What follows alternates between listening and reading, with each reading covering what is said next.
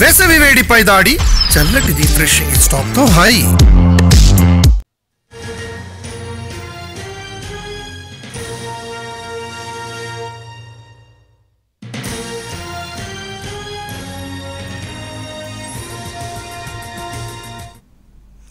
అనకాపల్లి జిల్లా JN ఫార్మాసిటీలోని SS ఫార్మాలో విషాద ఘటన జరిగింది. ట్రీట్మెంట్ ప్లాంట్ దగ్గర విషవాయువులు లీక్ అయి ముగ్గురు మృతి చెందారు.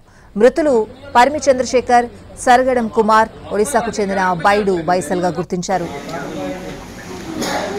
సహాయక చర్యలు కొనసాగుతున్నాయి.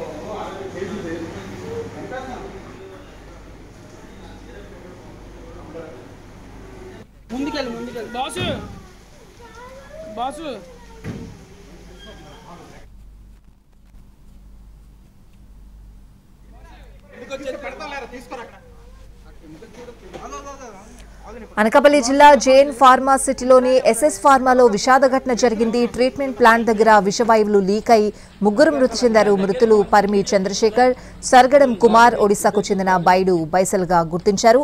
ఇదే అంశానికి సంబంధించిన పూర్తి అప్డేట్స్ అడిగి తెలుసుకుందాం. మా ప్రతినిధి చిరంజీవి ఉన్నారు. చిరంజీవి, అసలు ఏం జరిగింది?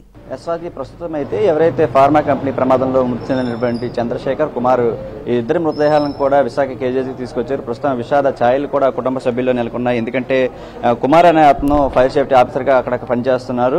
తర్వాత ఈ విషవాయువులు ఏదైతే ఆ ట్యాంకర్లు ఉన్నాయి ఆ ట్యాంకర్లని క్లియర్ చేసే సమయంలో అక్కడ మ్యాన్ హోల్ ఓపెన్ చేయడంతో వెంటనే ఘాటు అయినటువంటి విషవాయువులు పీల్చి అక్కడికక్కడే తీవ్ర అస్వస్థతకు గురైనటువంటి పరిస్థితి నెలకొంది. ప్రస్తుతం వాళ్ళ కుటుంబ సభ్యులు ఉన్నారు, వాళ్ళతో మాట్లాడే ప్రయత్నం చేద్దాం. ఇది ఎన్ని గంటలకు జరిగింది, జరిగిన సమయంలో అక్కడ ఎంతమంది ఉన్నారు? ముగ్గురు ఉన్నారండి. రాత్రి 12:30 సమయానికి జరిగితే మనకి తెల్లవారు 3:30కి ఫోన్ చేసి కళ్ళు తిరిగి పడిపోయాడమ్మా, ఇలా కిమ్స్ ఐకాన్ హాస్పిటల్ తీసుకెళ్తున్నాం, మీరు ఇలా రావాలని చెప్పారండి. అయితే మేము వెంటనే బయలుదేరి కిమ్స్ ఐకాన్ హాస్పిటల్ దగ్గరికి వచ్చేసరికి అంబులెన్స్లో 2 బాడీలు బయట 2 బాడీలు ఉన్నాయండి. ఉన్న తర్వాత మేనేజ్మెంట్ సంబంధించి ఎవరూ లేరు, ఓన్లీ ఎంప్లాయీస్ ఒక 2-3 ఉన్నారు. అంటే ఎందుకు ఇలా జరిగింది ఏంటంటే వీళ్ళు బ్రేక్ టైంకి కిందకి రాలేదండి. రాకపోతే అప్పుడు వెళ్ళి చూసేసరికి వీళ్ళు స్పృహ తప్పి పడిపోయి ఉన్నారు అని చెప్తున్నారు. అంటే కెమికల్స్ ఓపెన్ చేసేటప్పుడు వీళ్ళు ఎందుకు అక్కడికి వెళ్ళారు? వీళ్ళంతా కూడా ఫైర్ సేఫ్టీకి సంబంధించిన వాళ్ళు కదా. ఇతను ఫైర్ సేఫ్టీ అతనే కెమికల్ ఏదో ట్రాన్స్ఫర్ చేస్తుంటే మొహం మీద పడి ఒక అతను చనిపోయారు. కుమార్ అనే వ్యక్తి ఫైర్ అండ్ సేఫ్టీ పక్కన ఉన్నాడు. 3వ వ్యక్తి హెల్పర్ అంట. అతను ఇప్పుడు హాస్పిటల్లో ఉన్నాడు. ఇతనైతే 7 నెలల నుంచి చేస్తున్నారు. 7 నెలలు ఇందులో. అంతకుముందు ఇంకో కంపెనీలో 3 సంవత్సరాలు ఎంటర్ చేసి ఫైర్ అండ్ సేఫ్టీ చేసి ఈ కంపెనీలో జాయిన్ అయ్యారు. మనిషి ప్రాణం అంటే అస్సలు లెక్కలేదండి. ఇప్పుడు దాకా కంపెనీ నుంచి ఎవరు కూడా రెస్పాండ్ అవ్వలేదు. న్యాయం జరిగేదాకా అయితే మేమైతే అస్సలు వదలం. మనిషి ప్రాణాలతో చెలగాటం ఆడుతున్నారు. ఒక్క ఎంప్లాయ్ కాదు, కనీసం ఒక్కరు కూడా రాలేదు. ఎవరు అసలు పట్టించుకోలేదు. ఇలాంటి యాజమాన్యం ఉంటే చాలా.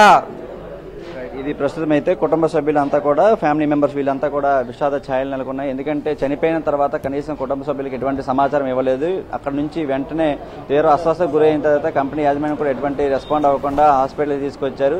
తర్వాత అక్కడ నుంచి కూడా వెంటనే కేజీహెచ్ మార్చురీకి తీసుకొచ్చారు. ఇప్పుడు ప్రస్తుతం వాళ్ళ కుటుంబ సభ్యులు పెద్ద దిక్కును కోల్పోయినటువంటి పరిస్థితి, రోడ్డును పడినటువంటి పరిస్థితి అయింది. అయితే దీనికి సంబంధించి తక్షణమే న్యాయం చేయకపోతే ఆందోళన చేస్తామని చెప్తున్నటువంటి పరిస్థితి మనకు కనిపిస్తుంది. ఈ విషవాయువులు లీక్ అయిన ఘటనైతే ఇద్దరు చనిపోయారు. అయితే ఇంకొక పర్సన్ కూడా ఎవరైతే హెల్పర్గా ఉన్నారో అతను కూడా కండిషన్ చాలా సీరియస్గా ఉంది. అతని పరిస్థితి కూడా చెప్పుకోలేము. అయితే ముఖ్యంగా ఈ రాత్రిపూట ఈ కెమికల్స్ అంతా కూడా లీక్ చేయడంతో ఆ ప్రమాదం జోటు చేసినట్టుగా తెలుస్తుంది. దీని మీద వెంటనే కంపెనీ యాజమాన్యం వెంటనే రెస్పాండ్ అవ్వాలని చెప్పేసి బంధువులు కోరుతున్నారు. Right Chiranjeevi, thanks for the updates.